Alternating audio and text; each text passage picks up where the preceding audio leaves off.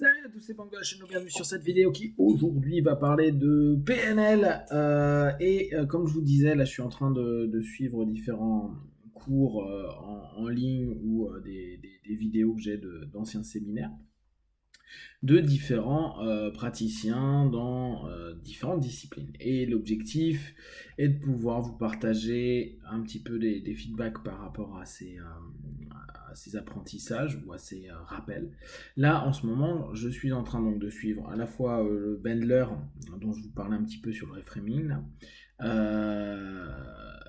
Non, lui, il appelle ça, non, hypnotique repatterning système, là, je sais plus quoi.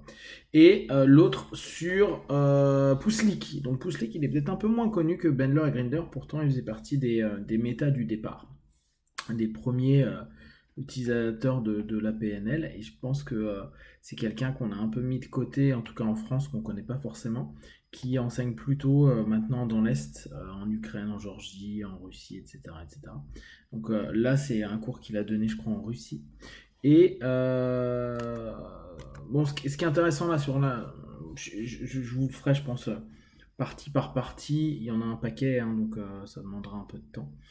Donc dans la première partie, ce qui est intéressant, c'est que il rentre très vite dans le vif du sujet, ce qui est parfois moins le cas avec Bendler.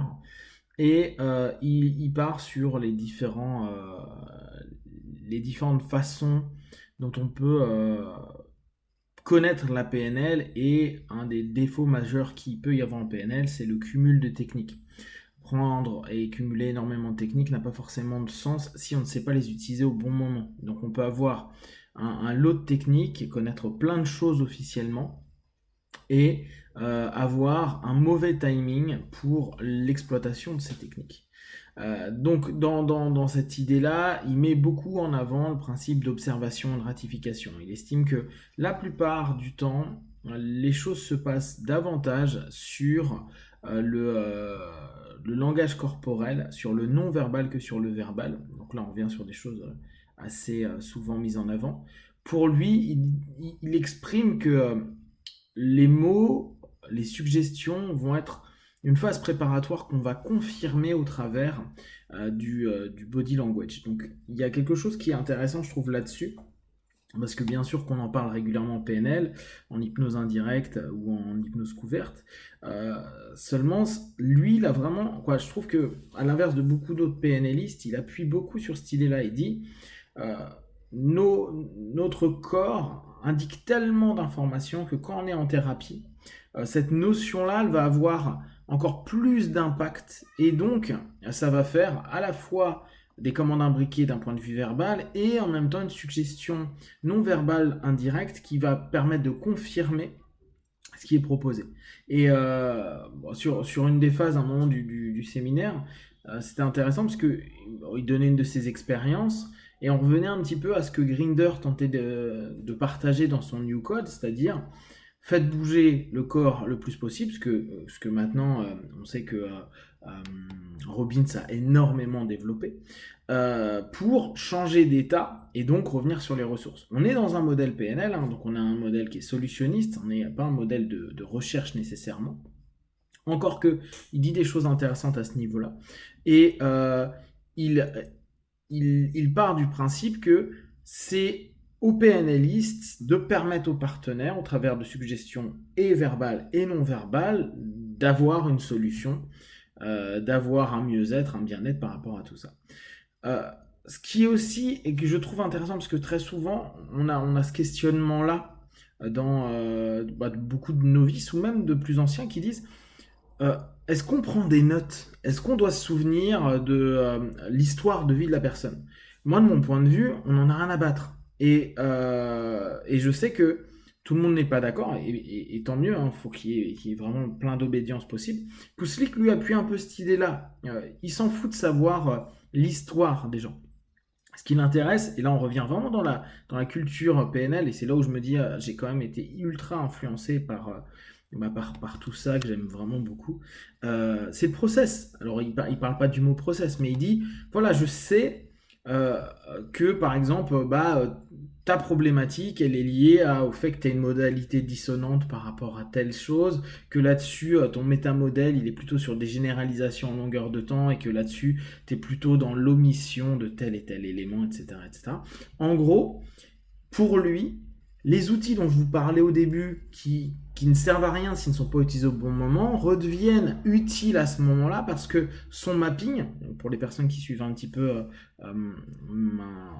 ma playlist sur tout ce qui est questiosophie et posture, la cartographie, c'est-à-dire la carte qu'on fait de notre partenaire, revient sur cette gestion, alors non pas des patterns pour lui, mais des éléments de communication type PNL, de perception PNL plutôt de communication PNL, et donc de compréhension et de mémorisation de la problématique au travers des différentes perceptions qu'on peut avoir en PNL. Donc, par exemple les métamodèles ou par exemple les métaprogrammes pour certaines personnes.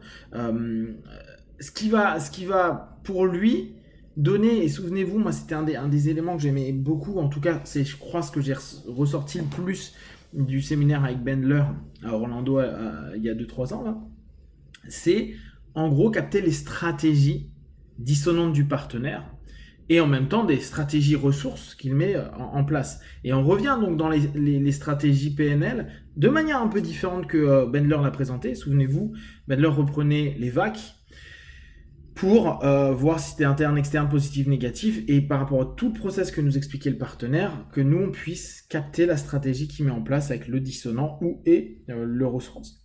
Et là, c'est plus avec l'ensemble des outils PNL qu'il va faire à peu près le même principe. Quand ça déconne, c'est souvent il est sur une généralisation comme ceci ou comme cela.